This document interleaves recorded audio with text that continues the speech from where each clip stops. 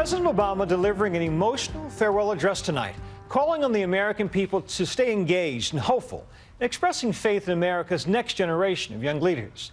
Tonight, we reflect on his inspiring words and the legacy he leaves behind. Here's ABC's David Wright. Tonight in Chicago, hello, Chicago! A hero's welcome for the 44th president. We're on live TV here. I gotta move. A favorite son of the Windy City, now on his last lap. Yes, our progress has been uneven. The work of democracy has always been hard. It's always been contentious. Sometimes it's been bloody. For every 2 steps forward, it often feels we take 1 step back. Fitting that Barack Obama should give the last speech of his presidency here. I can't do that. Chicago was the city that launched him. A junior senator on the rise. His hair darker, his kids younger. Hello, Chicago! Hopes raised so high he was practically destined to disappoint. The audacity of hope confronting first the gridlock of Washington. The reforms I'm proposing would not apply to those who are here illegally. It's not true. And now the reality. You're fired. Of a rollback. In his exit interview with George Stephanopoulos, Obama insisted his legacy isn't all lost. My hope is that the president-elect, members of Congress from both parties, look at where have we objectively made progress, where things are working better. Don't undo things just because I did them. A few things he accomplished can't be taken away.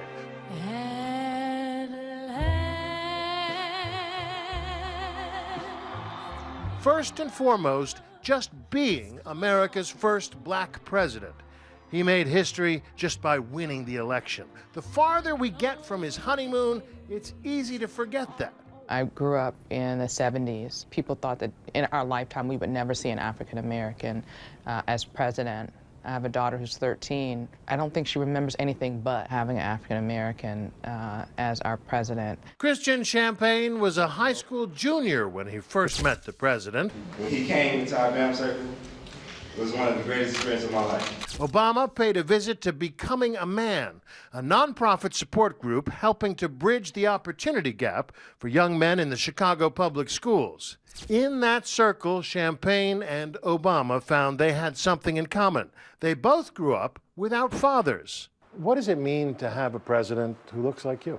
It would be more influential, someone you could look up to other than a sports star, you know, but having a president that's African American and is from Chicago, it gives you a big sense that you could actually make it, that the American dream is true. It's been a powerful symbol to have a black president, one that's long overdue. And yet, there's a sense out there that race relations are worse now than when he took office. What do you make of that? I think when we think about that slogan, talking about hope and change, you know, when I work with my young men, I always tell them, hey, there's always going to be issues. There's always going to be things that we have to think about. Tonight, Obama himself acknowledged the racial divide still looms large. After my election, there was talk of a post-racial America.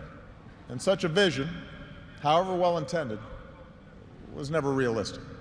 Another accomplishment the history books are sure to include: killing America's #1 enemy. The United States has conducted an operation that killed Osama bin Laden, the leader of al-Qaeda.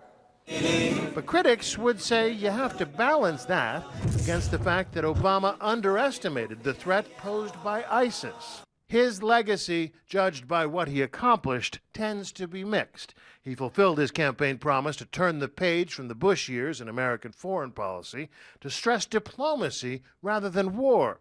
He reopened a dialogue with Iran and with Cuba, and he turned the page with the Arab world. I've come here to Cairo to seek a new beginning between the United States and Muslims around the world. Obama promised to end the wars in Iraq and Afghanistan, and technically he did. But we still have troops on the ground in both countries. American drones have killed thousands of people by remote control. The Gulag in Guantanamo is still open for business.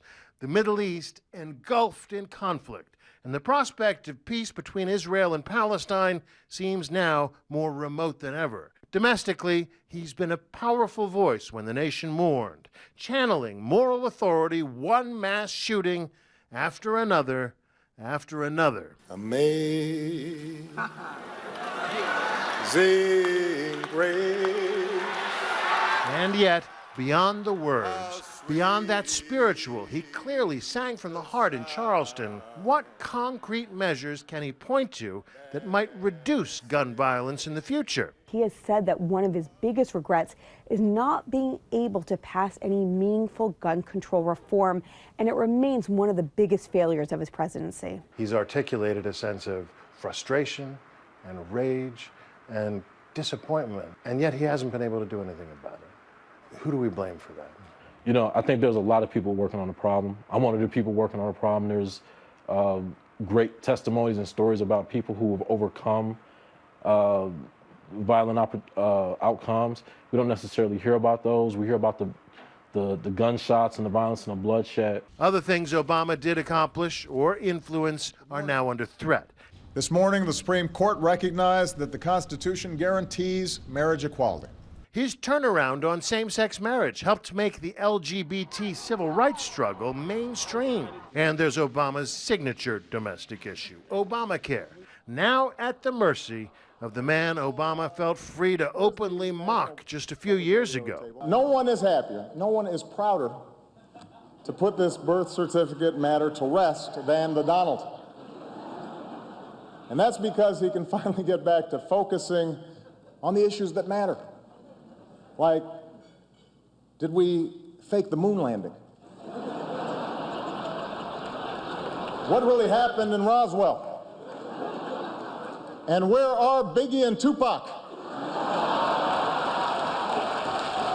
Trump has made it clear the first issue he'll target is Obama's biggest domestic accomplishment. We're going to repeal and replace Obamacare. We have no choice. Michelle? Tonight, the president couldn't help but get emotional with a special shout out to the First Lady. For the past 25 years, you have not only been my wife and mother of my children, you have been my best friend. You have made me proud, and you have made the country proud. A new poll finds Obama is going out on a high note, his highest approval rating in 7 years, 55%, as he gets set to retire. Meanwhile, 51% disapprove of Trump's performance so far as president-elect. But 52% say they're optimistic.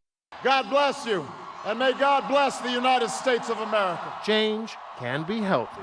Obama proved that 8 years ago and reminded his supporters tonight to keep an open mind.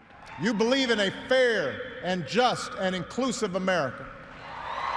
You know that constant change has been America's hallmark, that it's not something to fear, but something to embrace.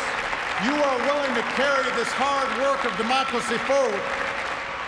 You'll soon outnumber all of us, and I believe as a result, the future is in good hands.